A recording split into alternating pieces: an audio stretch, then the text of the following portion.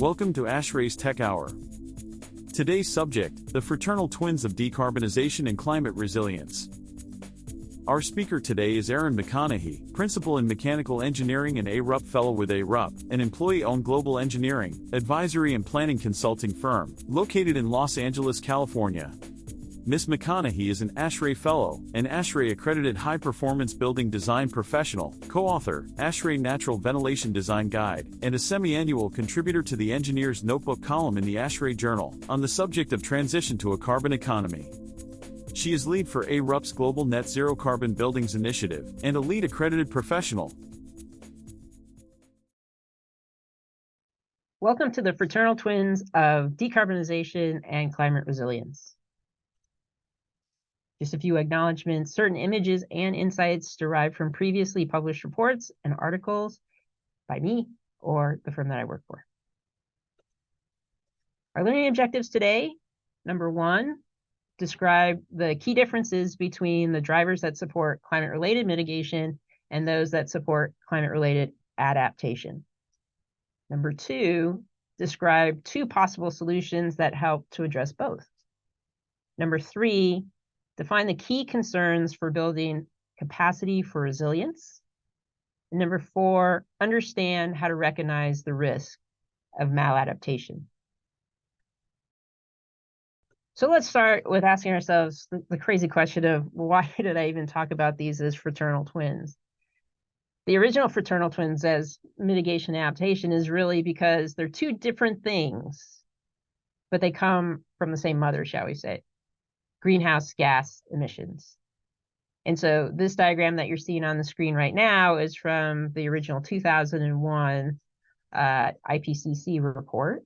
And they were trying to explain how, greenhouse gas emissions leads to climate change, which leads to impacts, which are broad. And then we as a society has responses. Some of those responses are mitigation, which is meant to reduce the amount of greenhouse gas emissions. And some of those responses are adaptation, which are meant to lessen the adverse effects of the impacts of climate change.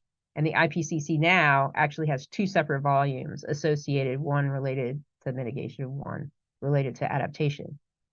Now, historically, what we know about greenhouse gas emissions is that they are global and diffuse and long-term systems. Like we know now that the warming in the atmosphere that we see now is related to carbon emissions that happened like well before most of us were even born, right? And they're there because of decisions that we've made around big sort of infrastructural systems, energy, transportation, industry, and waste. And so mitigation, when we think about mitigation has to also address at that kind of global scale. Now, historically, people talked about adaptation as something that was local, right? Or for events that were intermittent, right? And, you often saw this related to water or health or other kinds of emergency issues. So, you would have emergency management departments, right? You would see, you have heat waves that come every so often. I know in my town, we used to have heat wave frequencies of about 3 a year, and now we're seeing like around 9 a year of 3 to 5 day heat wave events that are really, really stressing all of the systems, the grid, people, health systems. Sometimes we see this as wildfires because of the amount of heat that we've had makes all of the vegetation drier and more at risk of any intermittent, either naturally caused or man-made fire. And then flooding is the other one that you often see people saying that we need adaptive response. We started after down in Louisiana, we saw it in New York. It's pervasive that cities are putting in place adaptation measures in order to protect their downtown cores and their occupied areas from the adverse effects of flooding.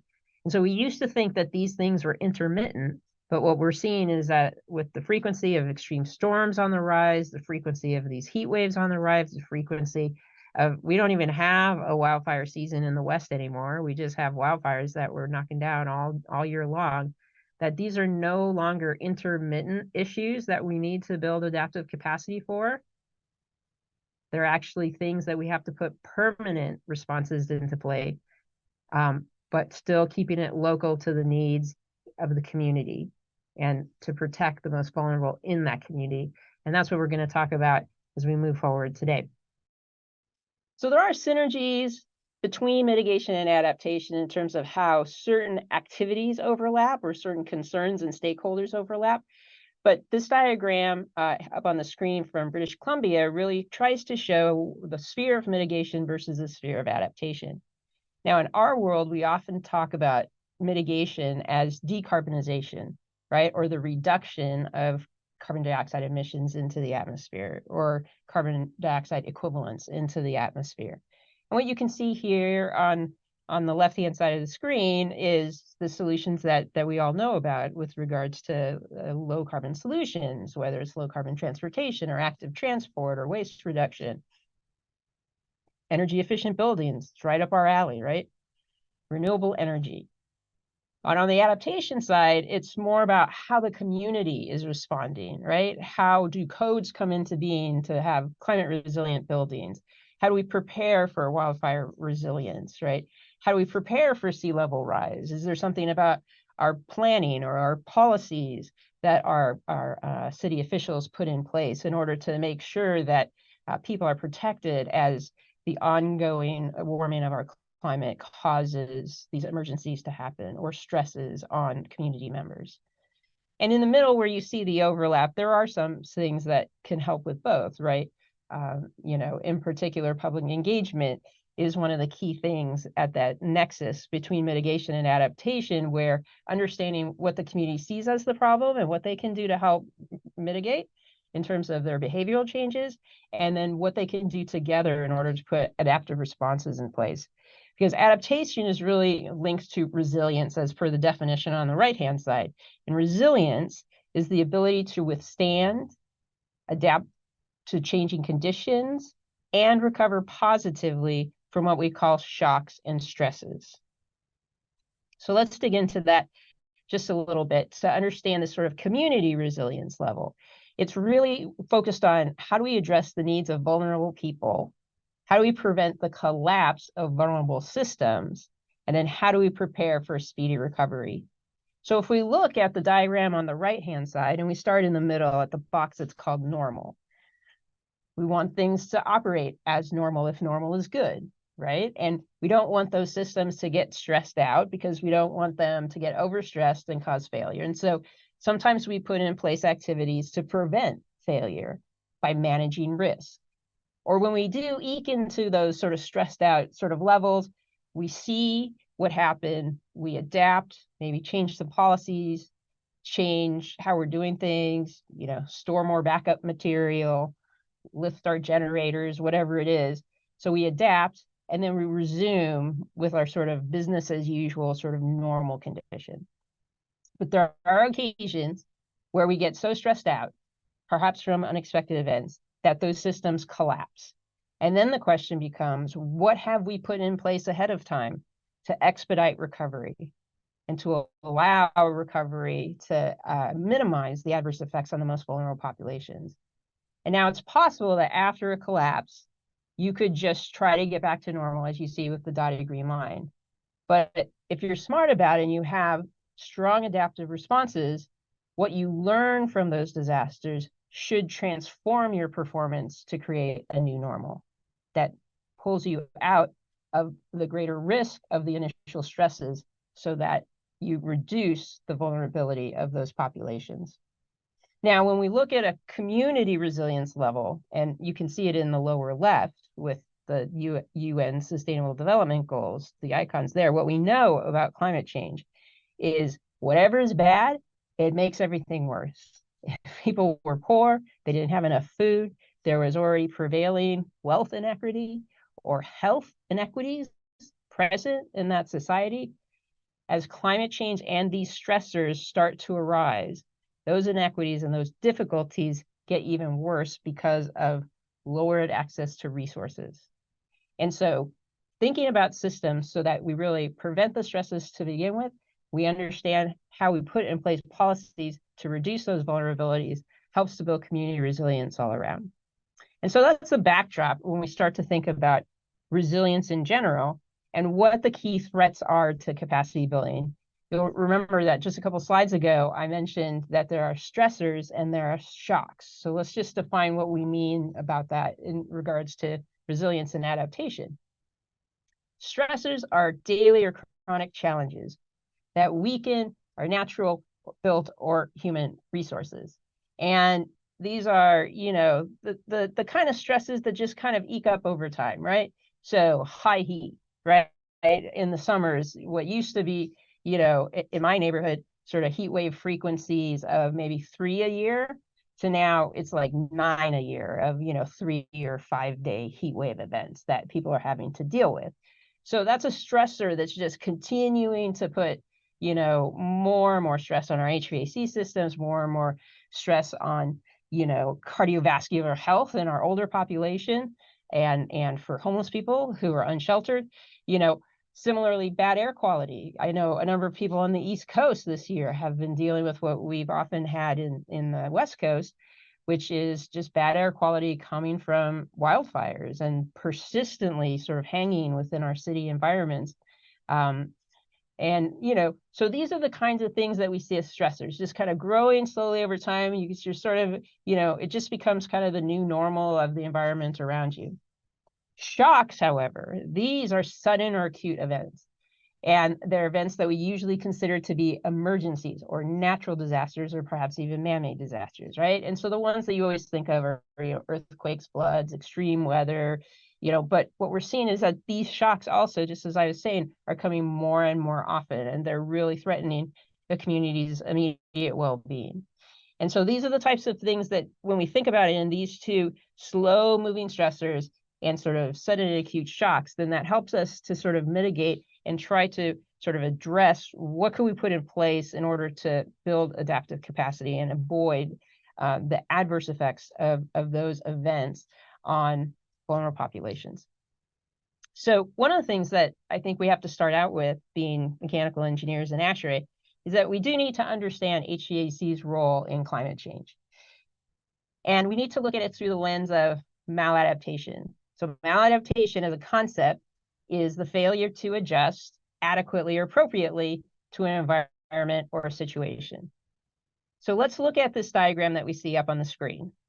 So we know, let's start in the bottom, outdoor air temperatures, right? The little red bubble. As outdoor air temperatures rise, air conditioning use rises. So what happens? So this is a causal loop diagram. So if we go to the right of the blue AC use box, there's a couple of things that happen. As our AC use rises, our electricity use rises, which for most of the country means our fossil fuel combustion rises, which means our utility carbon emissions rise, which means the atmospheric CO2 equivalents rise.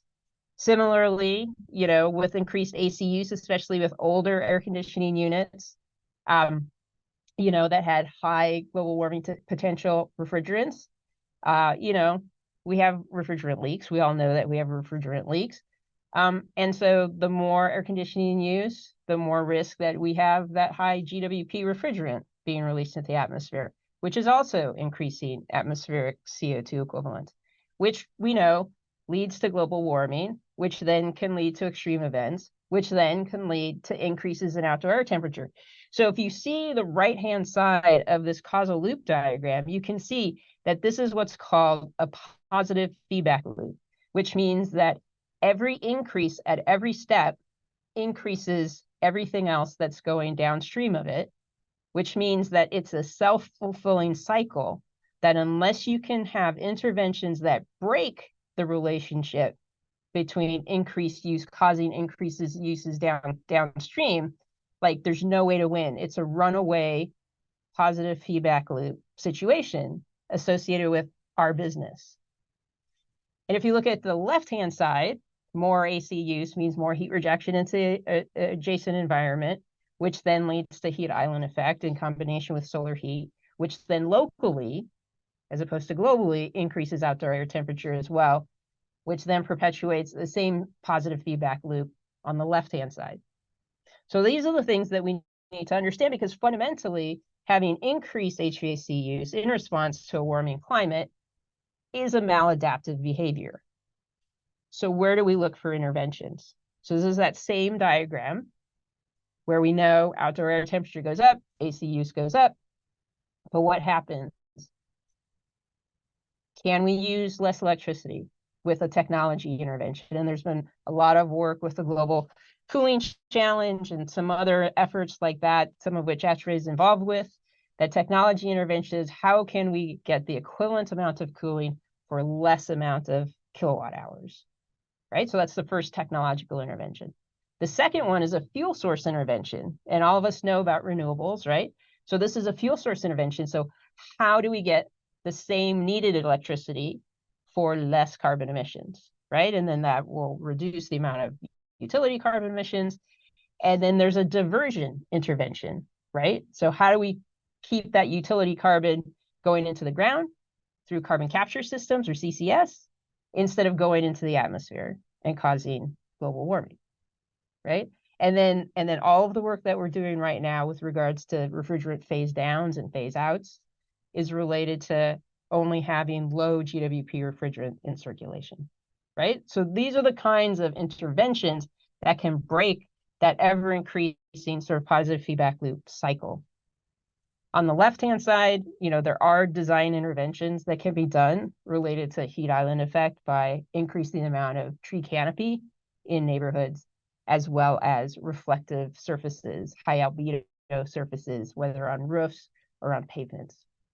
And so the idea, when we sort of start to think of this sort of at a systems thinking level, is that we have to be pursuing sort of green resilient solutions where mitigation supports adaptation.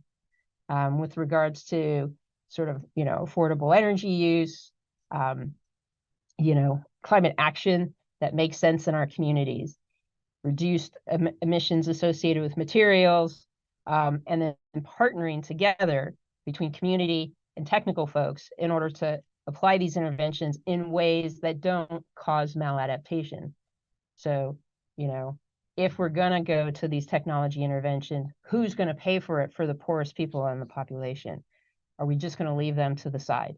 And so these are the types of things that we need to think about when we're thinking about sort of the extent of maladaptive behaviors. So again, maladaptation in specific to climate change is when climate change adaptation actions backfire and they end up having an opposite of the intended effect.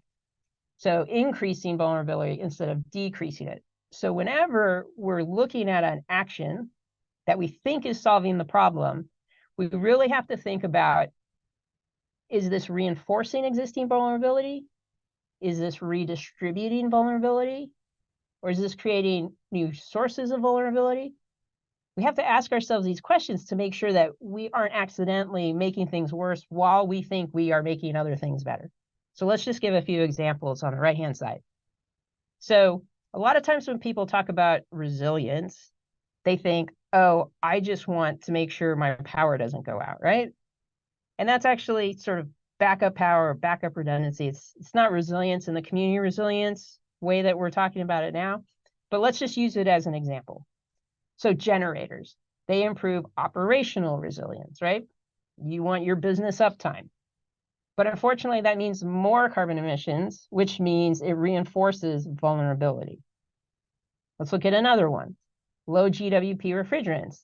Unfortunately, a lot of the potential solutions for low GWP refrigerants have increased flammability, which is why we've been having a little bit of struggle getting them approved for use in the United States, even though they're used in Japan and Europe, because people are worried that's going to create a new source of vulnerability related to life safety.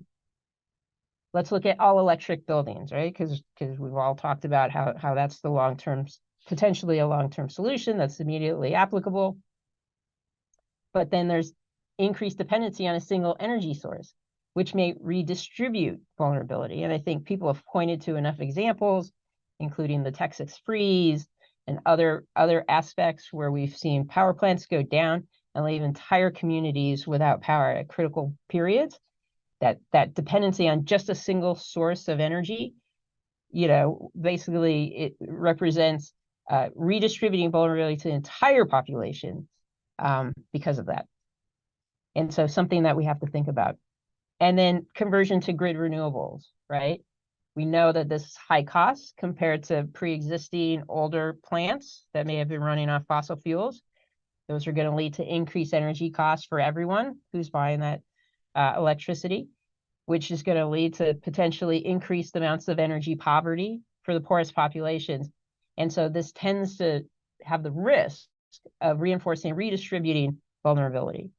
And so these are the things that we have to, really think about before taking an action. We need to think about all of the things around it that could happen as secondary effects and see if they cause maladaptation, and then make sure that whatever plan we put forward takes into account not just mitigation in terms of wanting to reduce carbon emissions, but how are we dealing with adaptive strengthening and capacity building at the same time, so we don't get this differential impact between those who are benefiting from the reduced carbon emissions and those who are bearing the maladaptation associated with them, and in most cases sort of being at more risk perhaps than they are right now.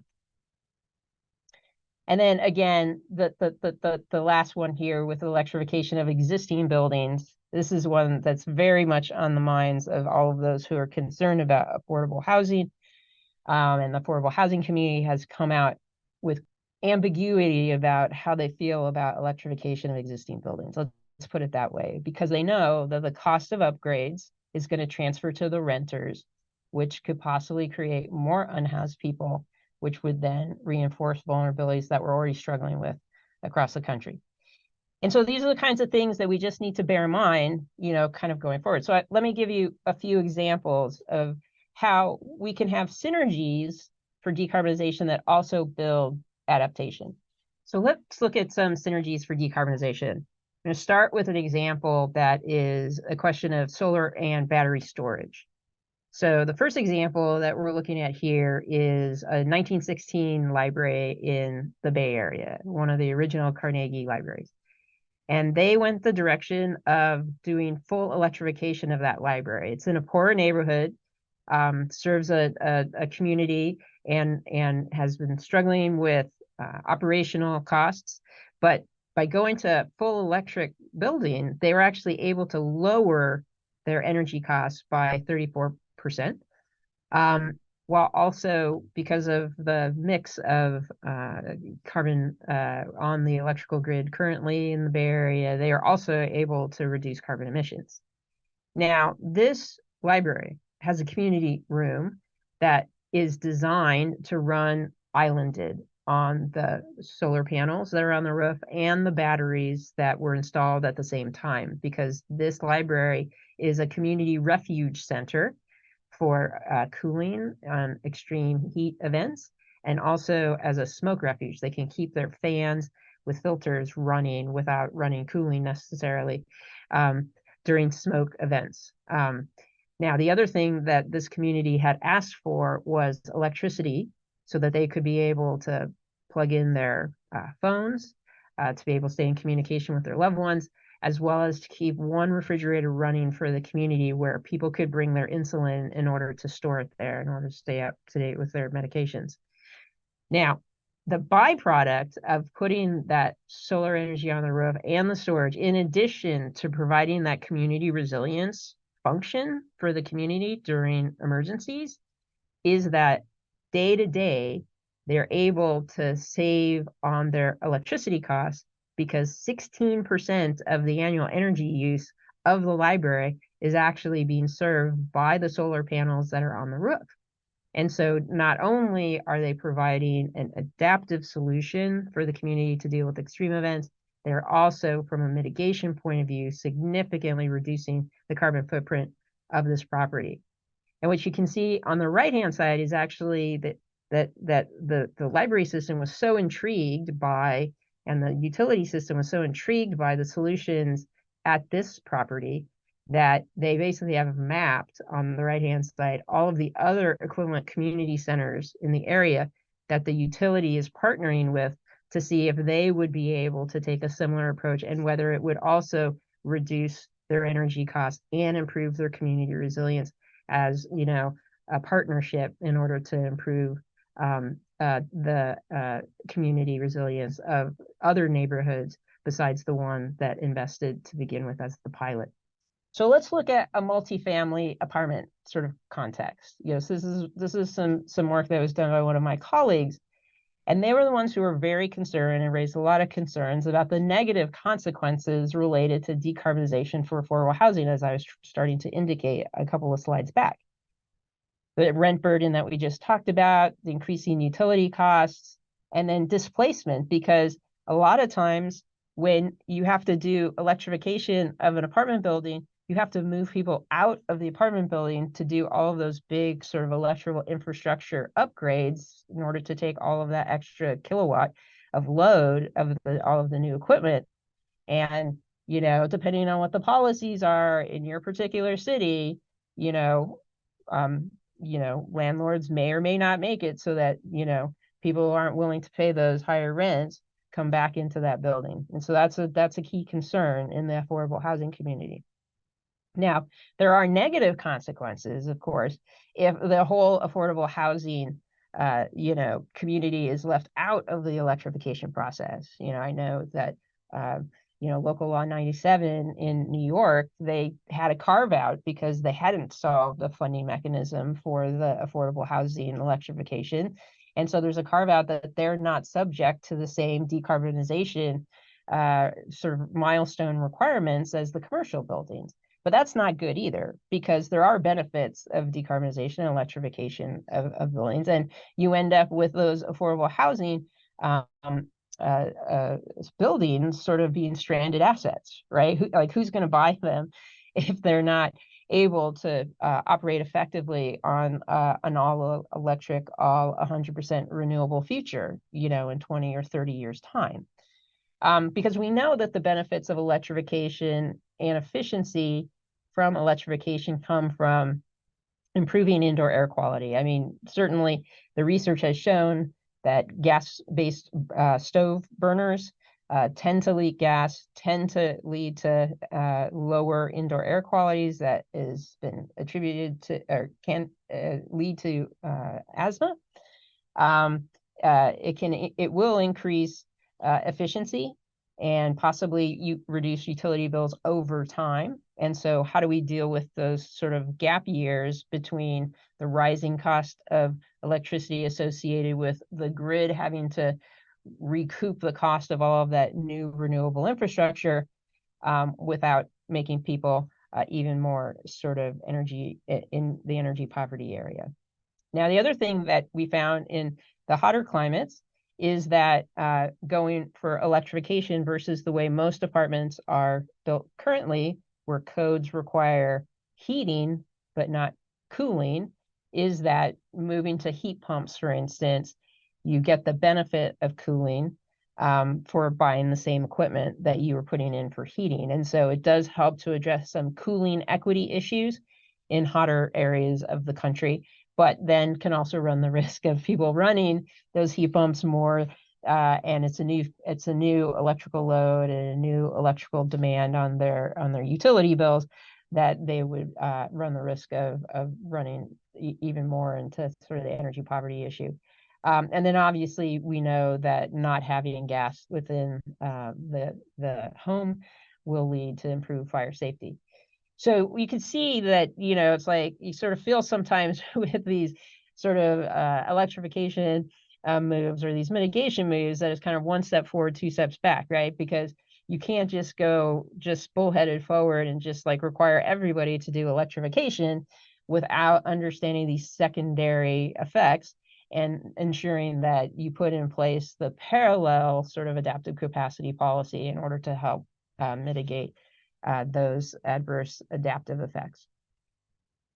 So when we're mapping the risks related to resilient response, let's just think that, most people are looking to have safe, secure buildings, a comfortable, healthy environment, sort of what we call lifestyle continuity. They don't want to be disrupted from whatever it is that they were planning to do that day or that week or that month. And then generally speaking, we want all of these to have a reduced burden on common resources. So when we think about mapping shocks versus stresses, or mapping the intensity of a disruption against the frequency of a disruption, you can kind of see the things that I showed you on the slides a few slides back, right? All of those shocks and all of those stressors kind of on the same graph here.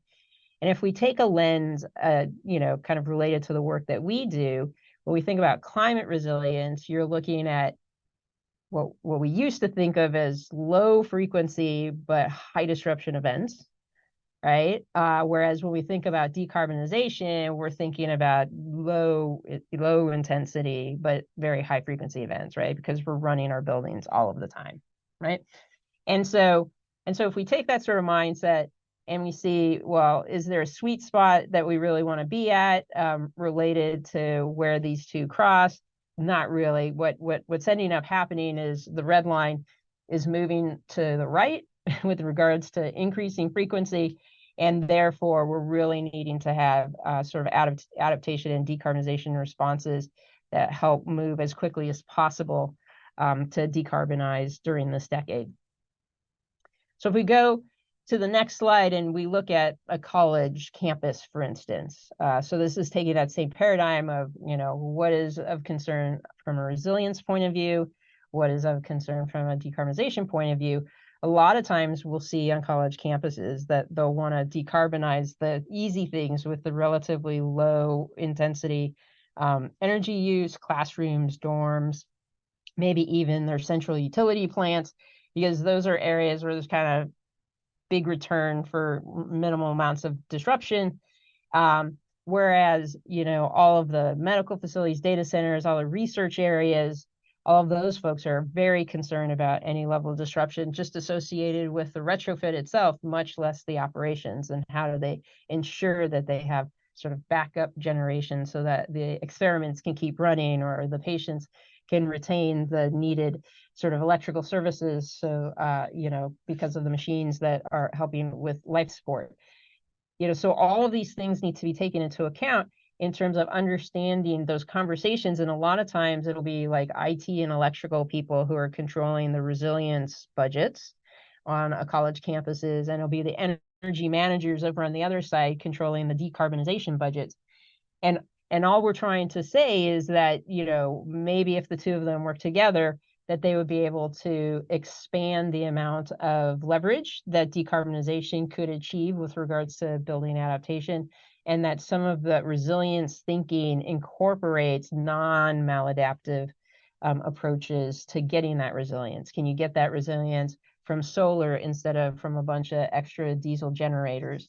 Are there other ways to produce renewable energy on the campus that are actually more beneficial than sort of the carbon emissions that would come from, say, a diesel solution, as we saw previously? And so, staying on with this sort of university sort of example, we had done some assessment of a large public university, and we started with looking at the baseline of what their greenhouse gas emissions were.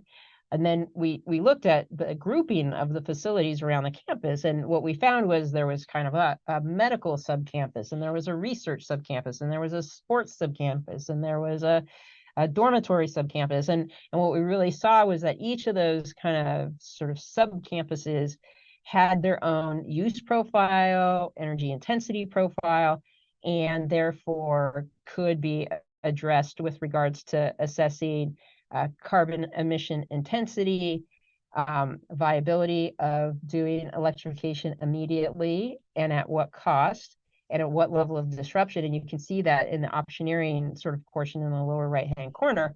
This is really speaking to sort of a ranking system that allowed us to put together a plan for what they could do immediately to with the regards to decarbonization on the campus, what were the long-term solutions, and then how could they basically pick the optimal pathway for this resilient decarbonization, and basically have a plan that could be put a budget to in the future capital plans to accommodate that transition. So I'll give you this other example, which is related to district energy. So I was asked to come and advise at our city downtown level, where we have a district chill water plant. And the philosophical question was, how can you use a district chill water plant in order to support decarbonization?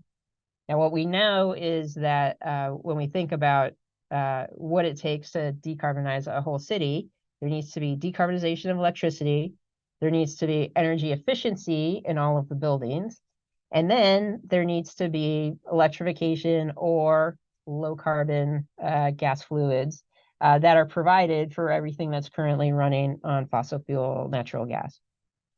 And so the idea was, what can you do within the control of a building owner and their interaction with this district energy utility? So within that dotted line, to purchase chill water that's made very efficiently versus what's happening building by building, to reduce the amount of demand for electricity on the building site, to offload that chiller kilowattage onto the district plant, and then reuse that released kilowatts in order to electrify the heating demand and get rid of the gas-fired boilers on the plant.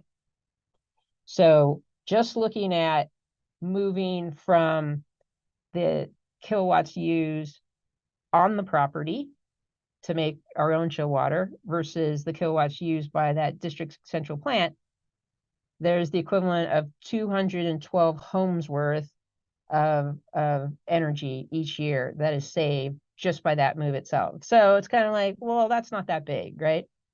But then recovering that kilowatts and using it to make heating saves us the carbon emissions of the equivalent of 1,400 homes per year. And then moreover, if that district central plant system for the chill water is one of the first to get 100% renewables from that electrical utility, there's an extra 1,000 more homes equivalent of carbon emissions that's saved. So it becomes quite substantial. And when you start thinking about it, at the beginning, we didn't think it was going to be this amount of impact, but it's really thinking about these things kind of holistically and thinking about how do we have this sort of closed loop system where we understand exactly where the kilowatts are being reduced, where they can be reused most effectively in order to obtain the best carbon emissions reduction, right? And so what that means is after this conversion is done, the total cost of rent for this sort of commercial building that we were looking at by participating on the district energy, actually lowering their total overall energy cost, as well as recovering the area that used to contain the central plant. And so how does this work at a city scale? Because then once we saw, oh, well, we can do that for just this one commercial owner in the downtown area, what if we blew this out and we had district plants planted all around the city? How would that work? And this is where the community resilience comes in, right? So if we had enough district plants planted around the downtown core that were providing low temperature chill water to the office buildings, then we could take the warmer chill water return, instead of taking it right back to the central plant, we could take it to those multifamily affordable housing communities in our sort of downtown Skid Row area. And we could put water source heat pumps into those buildings in order to reduce the overall impact of the electrical demand for the retrofit of those multifamily affordables, because they're kind of getting some cooling for free from that chill water pipe. And it just makes the chill water return warmer, which when it comes back to the district chill water plant, makes those chillers run even more efficiently. And so that's how we started thinking, well, how do we take that chill water district cooling, which we originally thought, oh, well, that's only 212 homes worth of carbon emissions that we save, and we scale it up and start to see how do we cascade the relative effectiveness of this chill water in order to address these needs of this vulnerable population that's in the downtown affordable housing buildings that otherwise could not afford to have the capitalization for full electrical upgrades. Because the full electrical upgrade to get all of your cooling sort of on that property is much more than the electrical upgrade to be able to run these heat pumps. So in conclusion, decarbonization and resilience do come from the same need to combat the adverse effects of climate change. One of the things that I'm just advocating for in this presentation is don't put them in competition for funding or for implementation or for prioritization, because both are critically important for the next half century.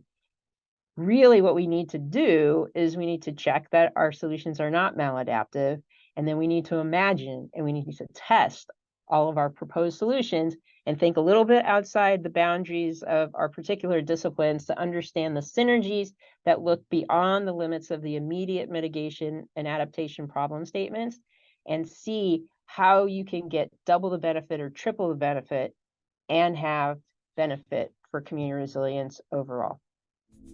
So thank you very much for your time today.